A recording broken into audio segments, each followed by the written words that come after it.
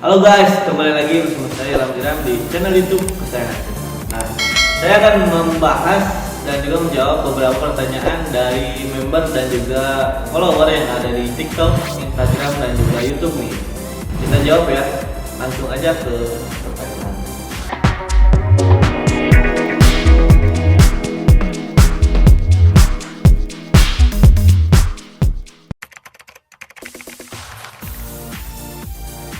Untuk forex dengan saham itu, kalau forex itu kan kita bisa trading bisnis itu dua arah, bisa buy dan juga bisa sell ya.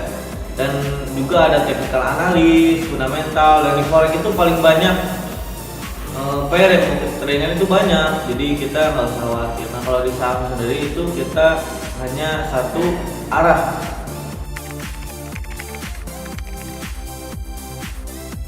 Nah, menurut saya sendiri, jadi technical analysis dan fundamental itu sudah satu paket. Kenapa? Karena fundamental itu untuk memilih pair yang mau kita trading kan ya. Misalkan ada USD ya, USD itu ada fundamentalnya tersendiri, ada newsnya tersendiri, beritanya tersendiri. Dan misalkan CAD, GBP itu dia ada newsnya tersendiri. Jadi fundamental itu penting untuk mencari pair yang mau kita tradingkan. Nah, technical analysis untuk apa? Untuk kita entry di pair yang kita tradingkan. Gitu. Jadi fundamental dan technical adalah satu paket. Gitu. Jadi kalau misalkan fundamentalnya USD, ya jadi kita bisa tahu tuh beritanya di situ apa, dan technical analysisnya itu kita untuk entry di sana. Gimana ya? Kalau saya sendiri itu banyak teknikal ya, ada indikator juga, ada teknik juga, ada scalping, intraday, swing trade, itu semuanya enak. Cuma tetap guys, yang dipakai itu cuma satu. Saya itu nggak pakai banyak-banyak, saya cuma 1-2 teknikal lah. Dengan teknikal yang banyak ini saya pakai cuma 2 aja gitu. Jadi menurut saya teknikal itu tergantung daripada individu kita gitu ya. Misal saya ngajarin teknikal BBMA ke member saya nih ya, member saya teknikal BBMA. Nah di saya itu BBMA itu nggak nyaman, tapi di member saya itu bisa jadi nyaman.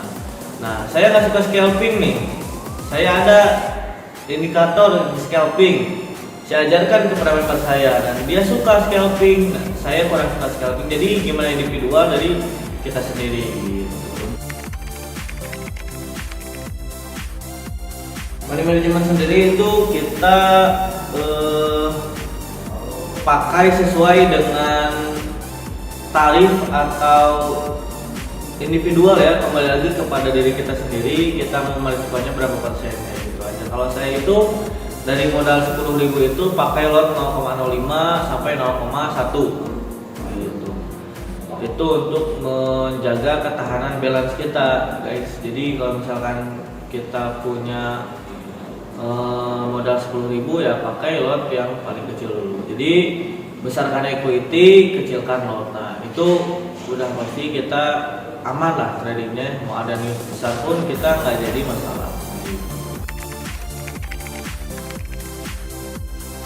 Enak trade di pair apa itu semuanya enak ya, karena saya itu tradingnya all pair, jadi semuanya enak.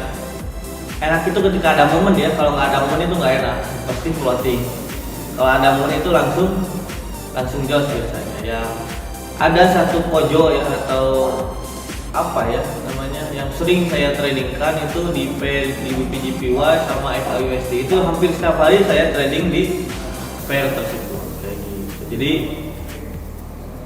untuk pair yang saya sukai ya itulah XAU dan GBP/JPY, tapi nggak semua juga saya suka, asalkan ada momen ya saya suka. Kalau nggak ada momen ya saya nggak suka ya, soalnya nggak nambah profit ke kantong kita gitu.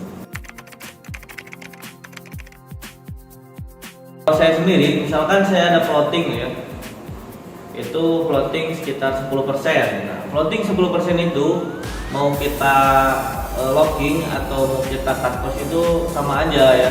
Kalau misalkan di locking, posisinya locking ya, locking itu jadi di hedging ya, jadi kita nggak rugi nggak untung. Nah di situ kita locking dulu, kita cari 10% dalam 1 bulan, kita close yang lockingnya gitu, ataupun mau di cut loss juga nggak apa-apa. Jadi yang penting kita punya exit plan gitu ya, dan itu tergantung daripada individual kita sendiri sukanya hedging atau cut loss gitu. Jadi kalau saya sendiri ya sukanya di locking gitu ya. Kalau misalkan saya nggak pakai stop loss, cuma saya itu tradingnya sekarang ini selalu pakai stop loss. Jadi ketika saya sudah kena stop loss ya udah aja, nggak terjadi yang namanya floating kayak gitu. Soalnya udah ada batasan resiko yang kita tradingkan. Modal ideal untuk trading itu nggak jadi patokan. Semua pun bisa untuk trading ya, modal $10, $100, $20 gitu ya. Gimana pendapatan kita gitu, gimana yang kita butuhkan. Trading forex itu bisa bikin kaya dan bisa menambah kekayaan kita, tapi secara perlahan, tidak instan ya. Semua itu tidak instan. Ada yang kaya di forex itu dia membutuhkan waktu 2-3 tahunan lah, 4 tahunan. Itu juga dia mengerti bisnis yang ada di forex ini. Jadi forex itu bukan cuma tradingnya aja, ada introducing broker, terus jualan EA, jualan indikator, buka copy trade, itu juga adalah bisnis trading, dan itu juga menghasilkan cuan seperti itu. Nah, kalau kita udah mengerti pola dasar bisnis di trading forex ini, kita akan mudah untuk mencari uang di bisnis di bidang ini gitu ya, di bisnis ini. Kalau misalkan cuma trading forex aja ya kemungkinan besar itu susah. Tahun 2 tahun kita susah gitu ya. Apalagi modalnya cuma $1.000-2.000. Kecuali kalau modalnya kita bisa 50.000, 100.000, itu kemungkinan besar ya bisa menambah kekayaan kita gitu untuk menjadi penopang hidup kita sehari-hari, itu sangat bisa. Oke, terima kasih yang udah nonton channel YouTube saya. Semoga ilmunya bermanfaat, dan jangan lupa tonton video-video saya sebelumnya, dan juga tunggu video saya selanjutnya di hari Kamis dan juga hari Selasa. Saya upload seminggu 2 kali. Jangan lupa like, comment, and subscribe.